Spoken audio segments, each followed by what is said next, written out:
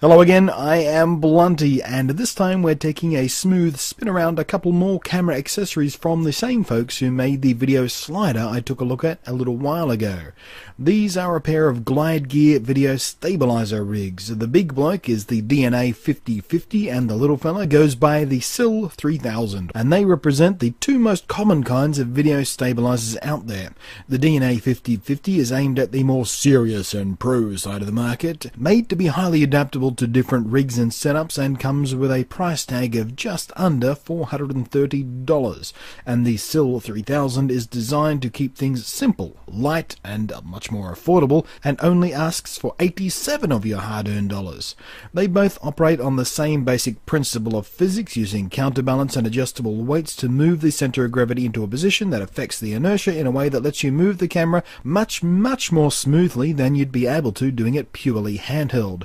As you can see, the SYL 3000 keeps things simple. An arc swing arm, a collection of counterweights so you can tune it to your rig's weight, and the counterweight mounting arm is also able to be positioned off-center to either side to compensate for cameras like DSLRs that tend to be a little lopsided in their weight distribution, or if you work with a viewfinder that flips out to the side. The 1/4-20 mount slides along a slot to help you dial in the front and back balance, and the foam padded handle rolls around on a simple 1-point ball joint gimbal. Meanwhile, the DNA 5050 is much more complex and sophisticated in its engineering, which allows you to make very fine adjustments and adapt to a much wider range of setups and properly balance heavier professional level gear.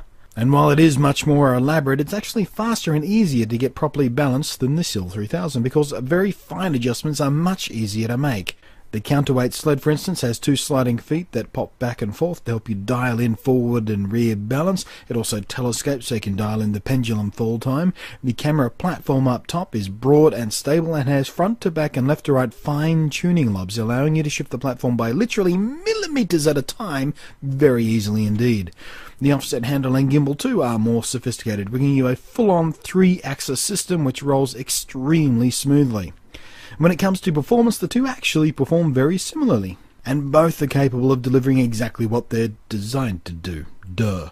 But make no mistake, these are not magic wands you can just wave around with a camera stock on and get awesome results. No, these are tools and they require a practiced technique to get the best out of them.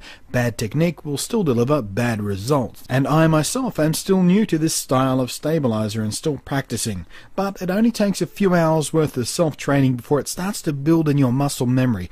The real trick to it is how you use your second hand to trigger and control pan or tilt and help dampen any unwanted pendulum motion. You obviously can't see it here because my other hand is actually holding onto the camera through which you're viewing this demonstration, but with some extra care and concentration, a trickier to master one-handed technique can also be developed. And that's what I'm trying to do here, with limited success.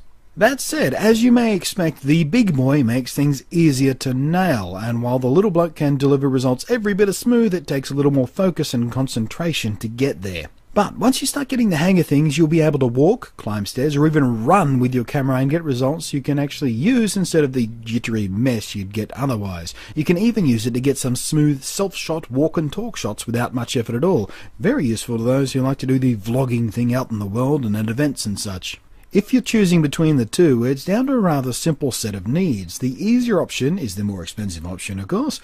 And that one's also where you want to live, of course, if you're mounting bigger, heavier, pro-level gear. You spend more now, but your life will be easier for it in the long run. And as I mentioned, setup is faster too, so you won't be holding up production while you're trying to balance your rig.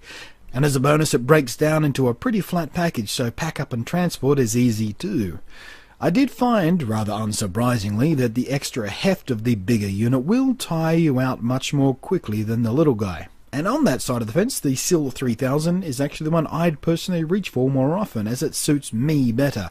I tend to shoot longer and as a one-man band, so the lighter weight will let me shoot longer and transport it easier. Although it has to be said it doesn't break down like the 5050, it's a bit more awkward trying to throw it in your bag, but there is less overall weight. I also tend to shoot on lighter equipment like Micro Four Thirds gear and the smaller end of the DSLR range, and this rig works great with them. And yes, it's a bit more fiddly to get balanced, at times a little bit frustrating if I'm honest, and you have to work a bit harder to get the great results. It's not as pretty or as slick as the DNA 5050, but for under 90 quid, it's a damn good deal. They both come complete with everything you need out of the box, including, of course, a stack of counterweights so you can adjust it to whatever gear you're mounting on there, and clear instructions on how to set them up and properly balance them. Even some tips on technique you can practice. The big guy is all aircraft grade aluminium, and the little guy is aluminium and stainless steel, and you'll find both on glidegearhdslr.com. One word, it's on the screen.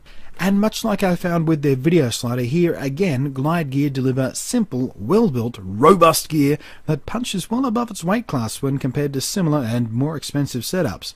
It's definitely worth looking at if you're in the market for gear that'll make your shooting life a little bit easier and a lot smoother.